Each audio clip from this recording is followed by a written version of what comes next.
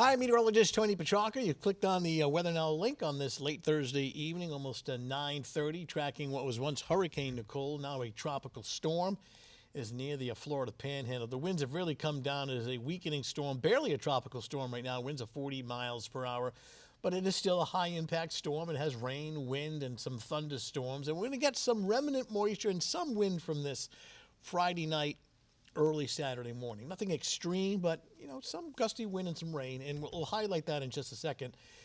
Taking to downtown Providence, where it's a pretty comfortable night. Skies are clear, temperatures are comfortable. It's not as cold tonight. As we take a look at our threat tracker, tonight's fine. The daylight hours of Friday, not bad. We do bring in the rain and increasing wind on Friday night, especially late Friday night. Showers, heavy at times. Gusts somewhere between 40 and 55. The higher gusts would be reserved for the South Shore and the islands. I don't anticipate like widespread damage or widespread outages. I think this is going to be more of an isolated kind of a deal, especially in southern suburbs, and maybe a branch or a limb coming down. So certainly would not rule out isolated outages late Friday night and towards daybreak Saturday. Satellite photo shows, dry skies here in New England. We'll take a look at the wider view, and you can clearly see Nicole. I mean, it's still a storm, even though it's weakening, spinning across the Florida Panhandle right now with winds of 40 miles per hour. It tracks north and west at 15. And so when we take this into the future, and you can see that circulation, but the moisture peels out well ahead of the circulation is here.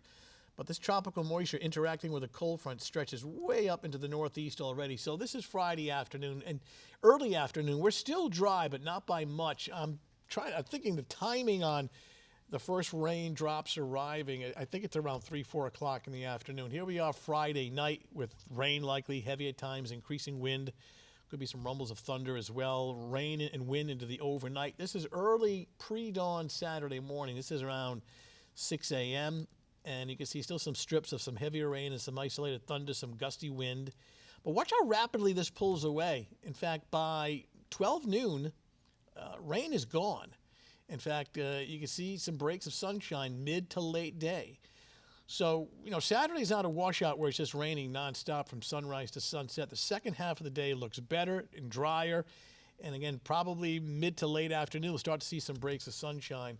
This sets up for some colder weather coming in Saturday night and especially on Sunday. We're getting real close, and I think we're going to talk wind here. Yeah, let me show you the wind gust forecast. Now, this is, let's stop things at around 6 o'clock in the evening. Gust of 25 to 30. That isn't anything extreme.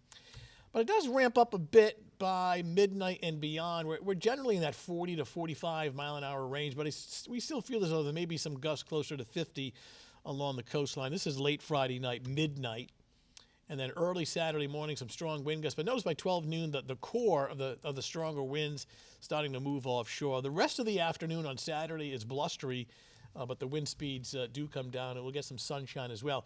So this is one of those deals where it's windy everywhere, though the higher winds would be where we have these areas shaded in light orange, and this is quite simply where we have the wind advisory. Technically, it goes into effect not until 10 o'clock in the evening till 11 a.m. on Saturday. As far as rainfall amounts, kind of backing off. We're not anticipating excessive rain, so good news there. But anywhere from 3/4 of an inch, inch and a half of rain. And that may be enough so that any storm drains that are clogged up with leaves, you get some ponding of water on the roads. You may get some minor localized street flooding. So be mindful when you're traveling later Friday night. Sometimes this is difficult to see. You get the water that's standing on the road or the highway. It's hard to see at night. So I don't anticipate major street flooding, but there may be some big puddles and some standing water. All right, for Veterans Day Friday, and thank you for your service. Looking at temperatures that start off in the mid-50s and heading up to 68 degrees by 11 o'clock in the morning. So it's pretty mild and breezy. And the first half of the day is dry.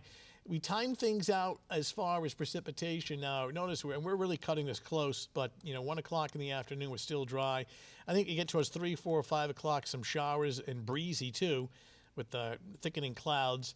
So Veteran Day services during the morning up until about, say, 1, 2 o'clock, the latest, looks to be dry, and then we'll finish the day with some rain showers. All right, that's your latest Weather Now update. Thanks for logging in. We will talk to you soon.